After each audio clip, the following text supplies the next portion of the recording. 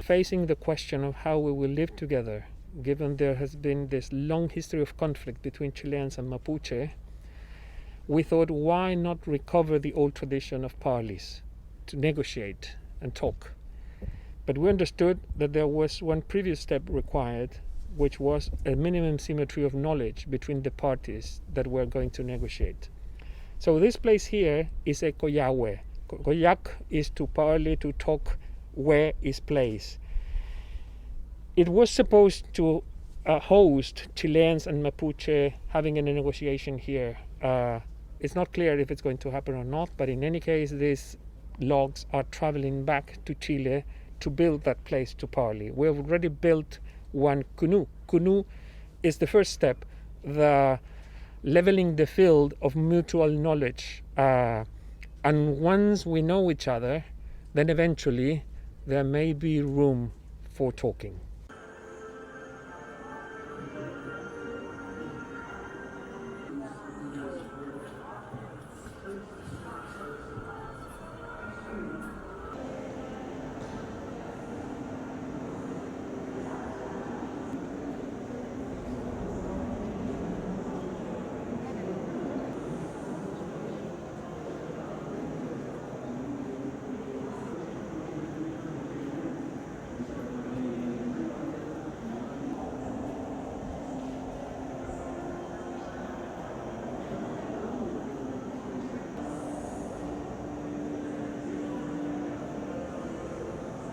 I am an optimist by heart.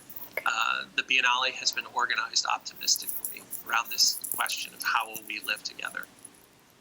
And I think that what we would like to do with this particular portion of the exhibition is to show that it is possible to build a collaborative future, which is focused on all of those, sort of shared values, a concern for the planet, a sort of a knowledge that there are more things that unite us than divide us, biologically, culturally, politically, that those things are possible to express in a new kind of living arrangement, a new kind of settlement.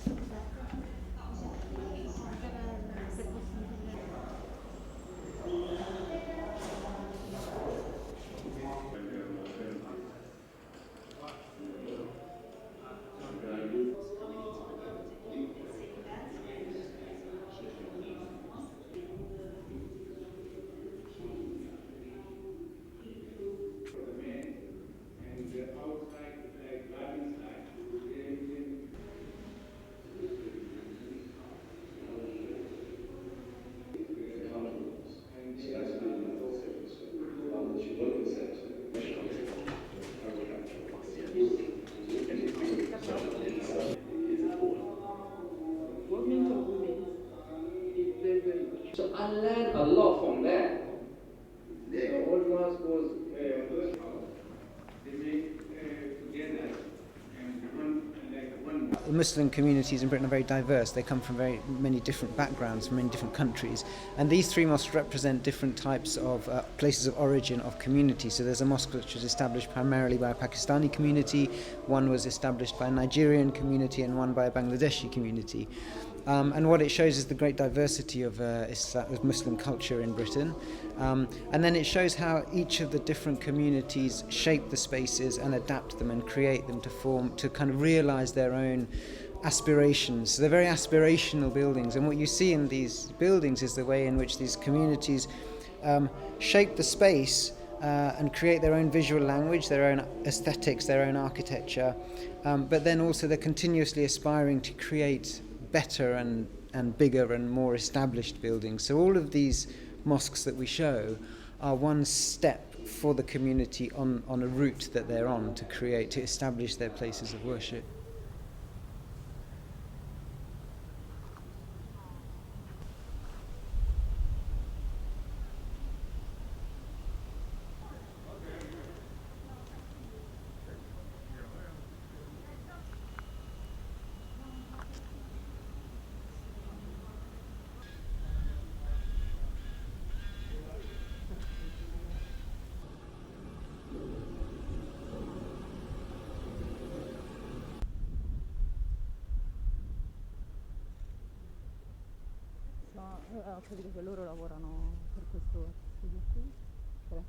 It's not really a playground, but people can play, invent the rules of these new games that are not there yet, and at the same time it's in between also sculpture, non-sculpture, landscape, non-landscape, architecture, non-architecture, and that's like echoing Rosalind Krauss text, Notes on the Expanding Fields. There was a seminal text that she wrote in '79 about the ambiguities of those categories.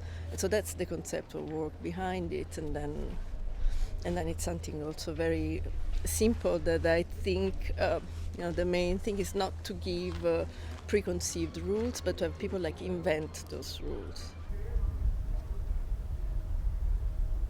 La scala è carina.